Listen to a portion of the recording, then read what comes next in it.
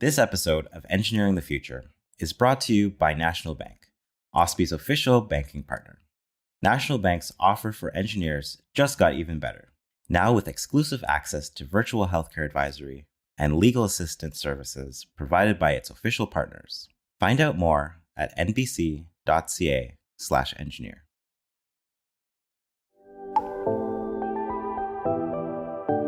This podcast is brought to you by OSPE, the Ontario Society of Professional Engineers, the advocacy body for professional engineers in the engineering community in Ontario. Welcome to Engineering the Future, a podcast presented by the Ontario Society of Professional Engineers. I'm your host, Jerome James. Today, I'm joined by Beatrice Sze, the chair of the OSPE Data Governance Working Group, which has created a series of white papers on data innovation and governance. Welcome to the podcast, Beatrice. Thanks, Jerome. It's great to be here. Excellent. So, Beatrice, can you start off by telling us a little bit about yourself? Why did you participate in this white paper, these series of white papers, and what type of content should readers expect? Yeah, it's so great to be here, Jerome. So a little bit about me. I am a licensed professional engineer, and I also happen to be a licensed lawyer. I have practiced both engineering and law in Ontario for the better part of a decade, a little bit over, actually. And I got involved with this white paper at the invitation of a few existing members because I have spent the last 10 years or so standing at the intersection of tech development and law. And so I've often worked with folks on the engineering side who have a lot of questions about what the laws and regulations are currently about data. And I've heard a lot of frustration about how it's not particularly clear and they wish it was. Similarly, with my legal colleagues and my friends on that side of the fence, a lot of times there's a lot of questions and ambiguity about what data technology is, what is it capable of, and what is it not capable of doing currently, and what are the, commercial and civic responsibility issues that are at play. So given that I'm kind of in both camps and I have worked with clients on both sides of this, I thought it would be great to really jump in and try and provide some clarity. So, and helping support experts as they provide clarity. So, yeah. Right. So for one of the forwards of the papers that you guys have put out, you quoted Dr. Reeve, and I'm going to share a little excerpt of this forward, stated that we need to add skills. We need to drive conversations. We need to change our culture. We need to add consciousness. We need to be leaders. Relating it back to data innovation, where it's urgently needed, could you tell us a little bit about how this white paper will spark that change and push that conversation forward? Yeah, this is a great question, Jerome. I think what the short answer is, we have thoughtful, smart people asking good questions of our membership, right? We're asking good questions. The purpose of the paper is really to talk to ourselves as engineers, as OSPE members. We're kind of like talking to the tribe, and we're hoping that others will respond to the questions that we have asked, as well as our overview of, AI, cybersecurity, data regulation, and the potential for growth, like on a macroscopic level. So just to give you a taste, I'm going to read a couple of the questions that some of our SMEs, our subject matter experts, have posed to our membership here. And you'll see it in the papers as they come out. So, the first question, we talked about skills. And so the first question is from John Wang, who's a P.Eng and also a cybersecurity professional here in Toronto. And he asks, after his thoughtful overview of this area, he asks our membership, given the increase in cybercrime and cybersecurity breaches, what is the role of engineers in ensuring the implementation of sound data governance practices? And related to that question, he asks, should the engineering regulator in Ontario, PEO, consider creating a licensing category for computer engineers? Now, these are not new questions, but they're pretty big ones, and I know they've been debated within our profession for some time. And we thought that this is a good example of the type of question that folks can write in about and respond to. Possibly phone into your podcast and say, "Hey, I have some thoughts on that." John will be on an episode in the future, and you can have a conversation with him, and hopefully that will spark further discussion. I have a lot of other examples, but I don't want to take up too much of your time. But that's the kind of thing. Yeah, no. Absolutely. No, and this is exactly the type of conversations we should be having as technology progresses, and we kind of do a self-reflection on what is the state of the art, and how are we moving forward? Are we doing things in a critical way with a critical lens?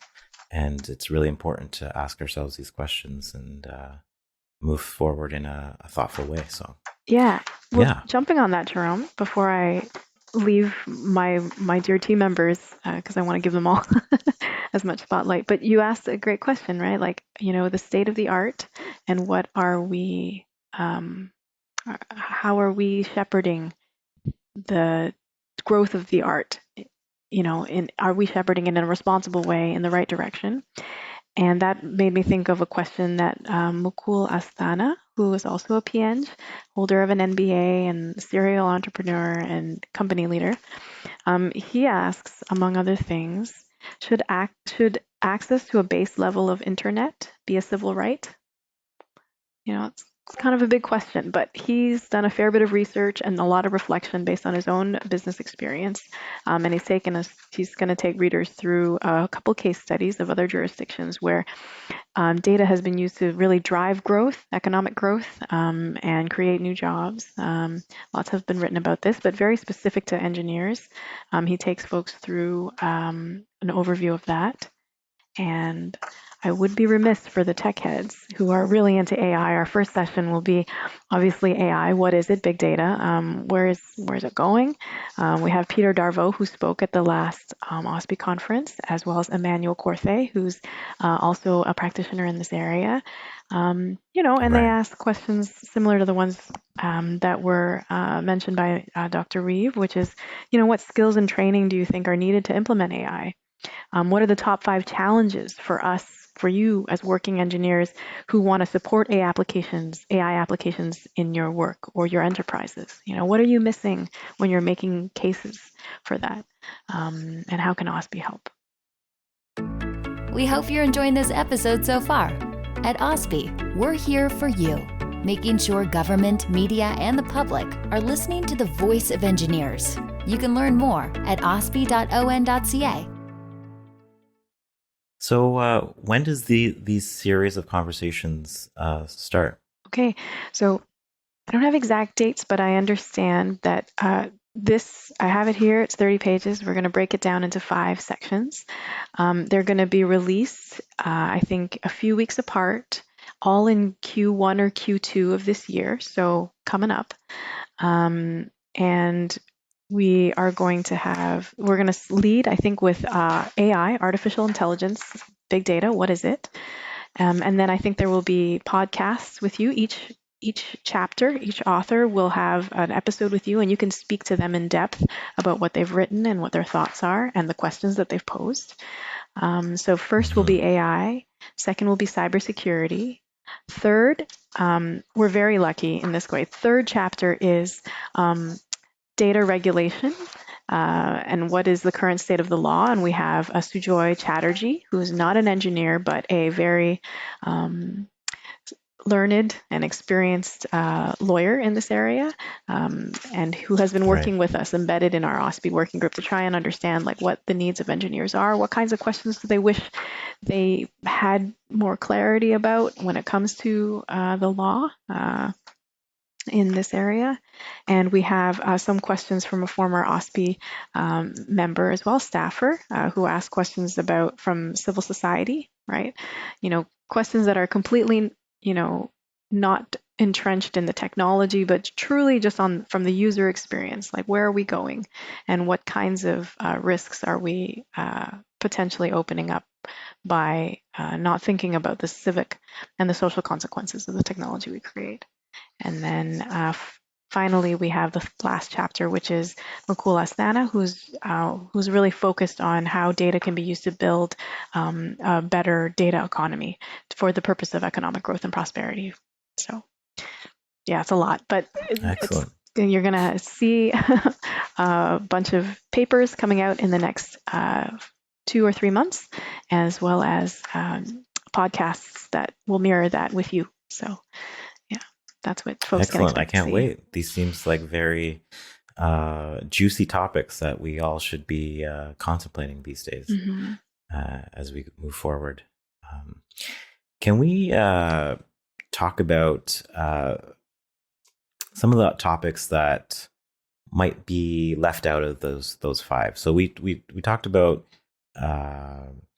artificial intelligence, cybersecurity, the current state of the law, and data in the public interest and the data economy. Are there other data-related topics that have been left out that we still, should have in the conversation, should explore in the future?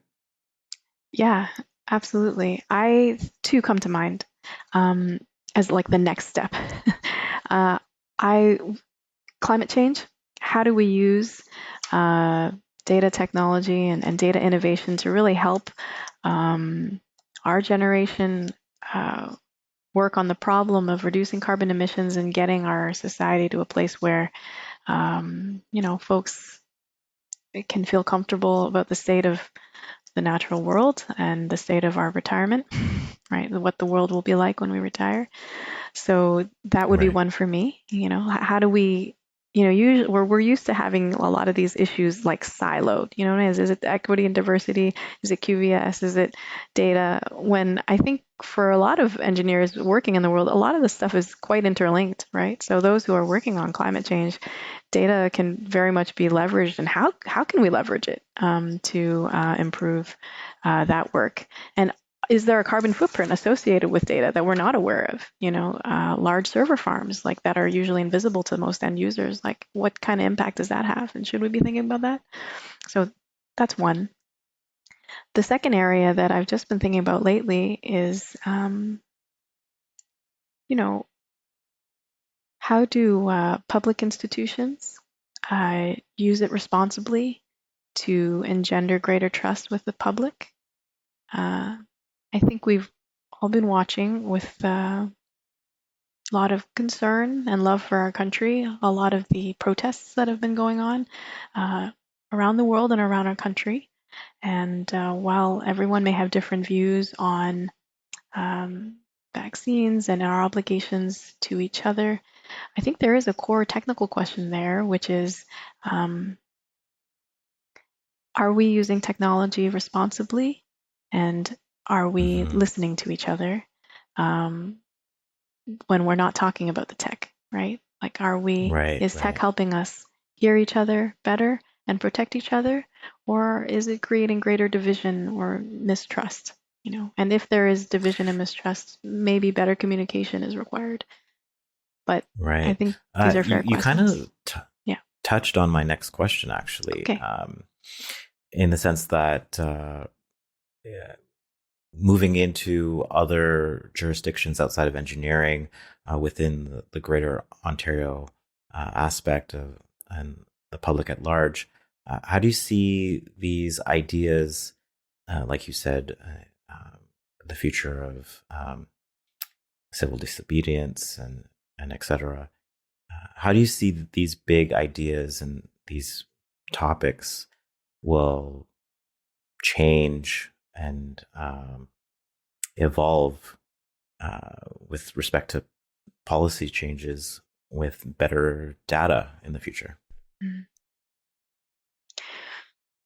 Well, I don't know about policy, and I can't comment on that specifically, but I think civil disobedience and speaking to each other and speaking to more powerful entities than the speaker. I think that's already changed, right? With the rise of social media, it used to be that you would gather a number and your physical presence sort of demonstrated your vote or your message. Since, 2004, 2005, we have so much. We have now have this ecosystem of debate where that's very much online. And how exactly is that are netizens counted? And how do you account for bad actors that might co-op accounts or platforms, for a particular cause, but are not actually representative of actual citizens within the state, right? How do we manage those risks? I mean, I don't personally have the answer to those questions, but I do think that these are great questions to ask. And I think you asked about who else we might want to bring to the table. Like what other sectors do you think would be affected with better data governance and data governance innovation? How do you see that bigger picture, the bigger population outside of engineering affected by these concepts? Yeah, I think right now the technology that we build is affecting everyone in a really massive way, in ways that maybe we don't even often appreciate when we create these solutions. What can seem like just scraping of customer information to sit in a spreadsheet on a server somewhere can have like real consequences a few years down the line if we're not properly managing it or thinking about it. And one of the things I will say is, you asked some great questions about like the arc of civil disobedience and the impact that might have on policy. I would say that engineers, we do a great job of solving problems, and we also ask thoughtful questions. And one of the things we should be open to, I think, is bringing folks with non-technical backgrounds to the table, but who have specialized in things like policy, the humanities, history, psychology, because all of that comes to bear in a lot of these questions. And we have to know when our expertise should be, or when their expertise should be deferred to, when other colleagues outside of the sciences who have studied the arts might really have some thoughtful insight that could really solve the problem. I think the tent is getting bigger on the projects that we're working on. They have to. And I hope that one of the things I would say to our membership conversation is, consider your liberal arts colleagues and think about embedding some non-technical specialists into your design teams. They might be able to provide insight that we don't traditionally think about. Well, thank you so much for providing us with such a wealth of information with regards to data governance today. I'm sure that these topics will be relevant for years to come, and I look forward to hearing your colleagues on their aspects of their research. Thanks, Jerome. Really appreciate it. Beatrice Sze is the chair of the OSPE Data Governance Working Group, which has created a series of white papers on data innovation and governance.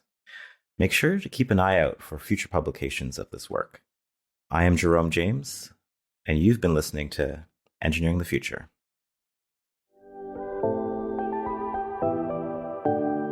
From all of us at OSPE, the Ontario Society of Professional Engineers, thanks for listening. Please be sure to subscribe so you don't miss an episode.